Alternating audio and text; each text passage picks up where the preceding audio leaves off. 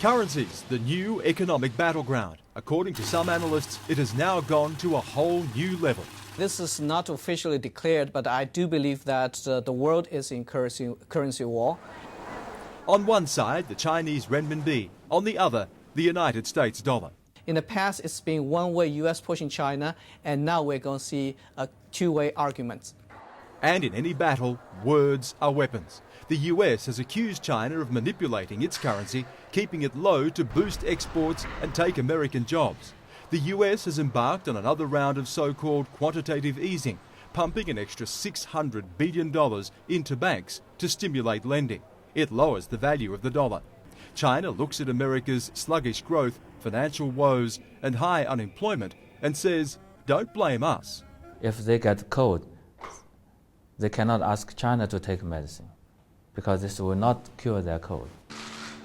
In the middle, countries like Australia, staunch US ally, but building its economy on the back of China growth.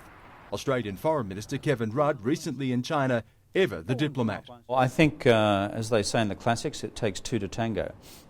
So these questions are not as simple as that. At stake is the very future of the world economy. Western countries are no longer the engines of growth. That belongs to emerging economies. According to the International Monetary Fund, China grew 10 times faster than the global average last year and contributed almost 50% of world domestic demand. Where would we be if China had not generated phenomenal economic growth in the last 18 months? I'll tell you where we'd be, in a lot of trouble. With the world's number 1 and 2 economies facing off, there are fears of a rise of protectionism, putting national interests above the world. The answer ultimately is cooperation, not conflict.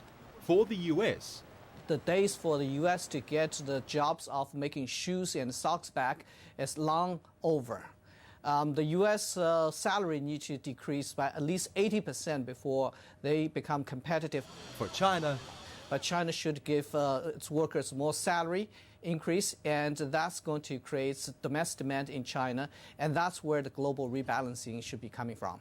And compromise, easier said than done. The G20 brings the two leaders head to head. Forbes magazine now rates Hu Jintao the most powerful man in the world, ahead of Barack Obama. That's two leaders, two countries, two economies, often at opposite ends. Little wonder many are seeing this meeting as the G2 plus 18. Stan Grant, CNN, Beijing.